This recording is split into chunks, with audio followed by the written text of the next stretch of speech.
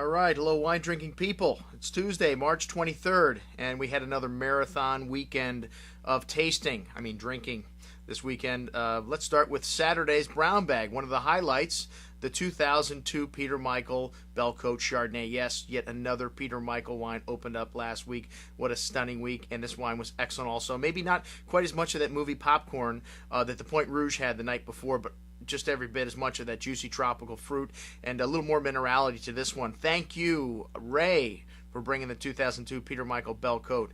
Outstanding, and my pick for wine of the day at Brown Bag.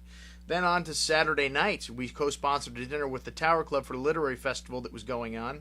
And Chef Randy Jacob did a great job once again with the food. Paired just wonderful with the wines. I had a new food item that I'd never heard of before, the sesame chicharrinos, which are little treats and kind of interesting. The salad plate a little busy, but goat cheese and Sauvignon Blanc to me is a no-brainer. The Puri 2008 Sauvignon Blanc from Tasmania was very nice with the goat cheese salad with the beets and the little chicharrone, little treat things and everything else he had thrown on that plate. But the Sauvignon Blanc from Tasmania, one of the coolest climate growing regions on earth, really bright acidity, some of that lovely papaya tropical fruit. Very nice choice with the salad. And then how can you miss with Syrah and filet mignon? The Tinsley Syrah went excellent with the filet mignon. Tinsley, a small producer from the Santa Barbara region. This is a blend of 3 different single vineyards. It's a wine called Splash. He made about 150 cases for one of his friends, John from Bacchus in Tampa. Thank you, John, for turning us on to this wine. It was fantastic. So then on to our last party of the evening, which we did have a few good wines here. You know, we got there late, so you know what happens. I always say drink the good stuff first. I had a little bit of 2002 Côte d'Estrennel that was saving me. Thanks very much, Tim. Along with little Outpost Cabernet Sauvignon. Outpost, another one of Thomas Brown's labels. And this one was excellent. And then it was kind of slim pickings from there. A little bit of 2003 Swanson Alexis out of Magnum.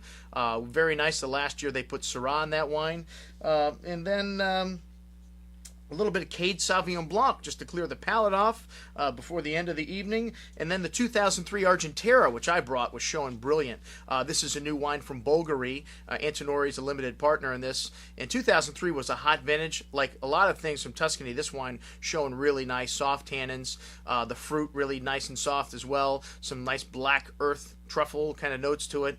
Very delicious. And then we still have some 750s in the store on sale for $39, which is half the price of this wine. About 8 bottles left. Okay, well, Sunday, another marathon day. As you can imagine, I have a day off, so I'm a little more relaxed. We went down to see our friends down in Grove Isle. And let me tell you, the pool at Grove Isle, service there, the wine service is excellent. It's not often do you get people bringing in 12 bottles to the pool. And when my friend said try to keep it incognito when you walk up to the pool with this case of wine, I thought walking it with it over my arm was about as incognito as I could get. But like I said, very accommodating. We started the day off with a little 2006 Kongsgaard Chardonnay, completely opposite in style from Peter Michael. Not a lot of that movie popcorn butter, but a very refined wine. We should have opened this up the day before. It really did need to open up, and I think the heat of the sun may have helped a little bit, but that one went down all too fast. We had some 2002 La Spinetta Lydia Chardonnay, which unfortunately this was not a great bottle that we opened. It was a little bit oxidized, a little bit matterized, and our hosts were big fans of La Spinetta. They drank it anyways. I proceeded on to the 2007 Paul Meyer Sonoma Coast Chardonnay, which was showing brilliantly. Very nice with the tuna sashimi that we had out by the pool. The Sonoma Coast has a little more minerality than the Napa. The Napa's a little more of that tropical fruit, but still typical California Chardonnay, really nice and juicy. And then on to some Pinot Noirs.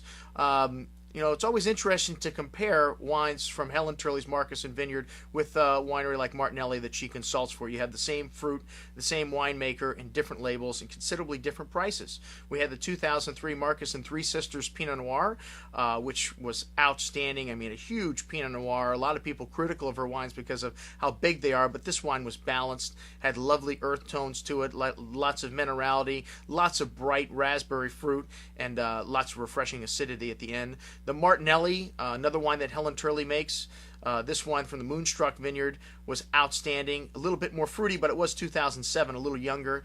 Still had that exotic spice, that perfume that's so well known for in Pinot Noirs, and then still bright acidity. Even though this wine was big, pushing 15% alcohol, still balanced and really beautiful. Then on, what can you beat? What can you beat with that for those two wines? How can you top that?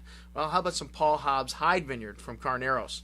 Paul Hobbs, every time I bring his Hyde Vineyard Pinot, it really steals the show. And today, although it wasn't quite as big as the other two wines in terms of perfume and ripe fruit, it did have lovely structure and depth, and a really nice wine. Stood up to the aforementioned two Pinots.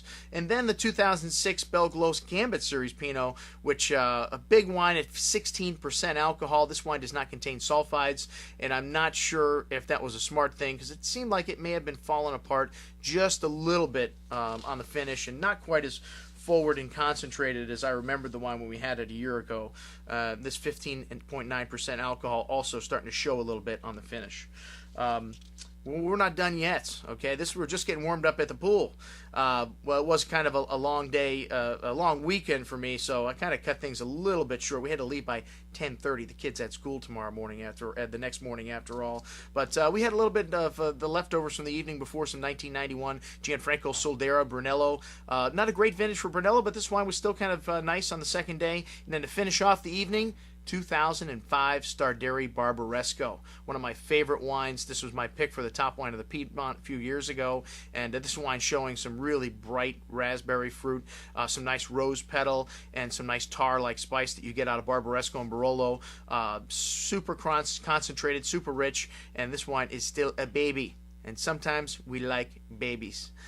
So very nice. Still has years ahead of it, but I'll drink Starderi anytime. Okay, well, that finishes off on Sunday. Monday, we had kind of a light day in the store. We only had two suppliers stop by. Pat stopped by with some new stuff from Antinori, which every time I taste through Antinori's portfolio, I'm reminded of why Antinori is one of the most successful winemakers in all of Italy.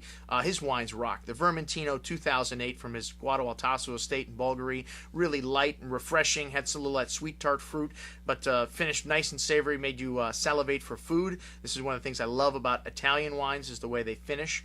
They're really meant to go with food. They show much better when you show them with food, and when you go to Italy, there's always some food on the table when you're drinking.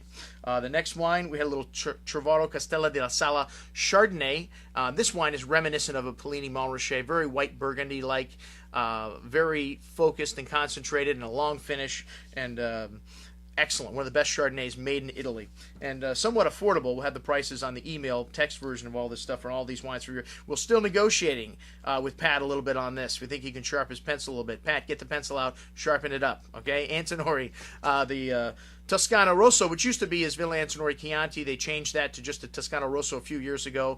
This wine is like Chianti with a little bit of an international flair to it. It's got some Syrah and Merlot in it now, but one of the best values in the Chianti section, like I said, even though it doesn't say Chianti on it anymore. 2005 vintage of this. Even though 2005, not a great vintage in Tuscany, a nice wine. I can't wait for 2006 to be released in this wine. It should be rocking. 2004 Pian del Vin, Brunello di Montalcino was next. Do I need to tell you anything about 2004 in Montalcino? This is an outstanding vintage. This is a great wine. I think one of the best wines I've had from this vintage. And like I said, we're still negotiating on the price on this one, but if we can work out a deal, we'll have one of the best prices in the country on this item, and we'll have it in the store. The 2006 Guadaltasso was the blockbuster of the lineup. This wine is killer.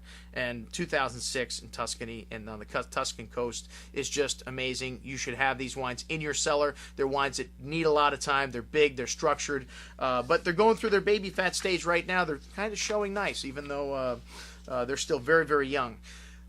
Okay, well, next up we had Luigi from Vinifera stop by to firm up our 2005 Brunello di Montalcino tasting coming up in April, and he had a little 2005 Valdicava Rosso with him, which is really showing nice. We have the 07 in the store right now, but we will bring in a little of the 05 also. This wine's, like I said, from a vintage, it's very good, and Valdicava, even in just somewhat good vintages, makes outstanding Rosso.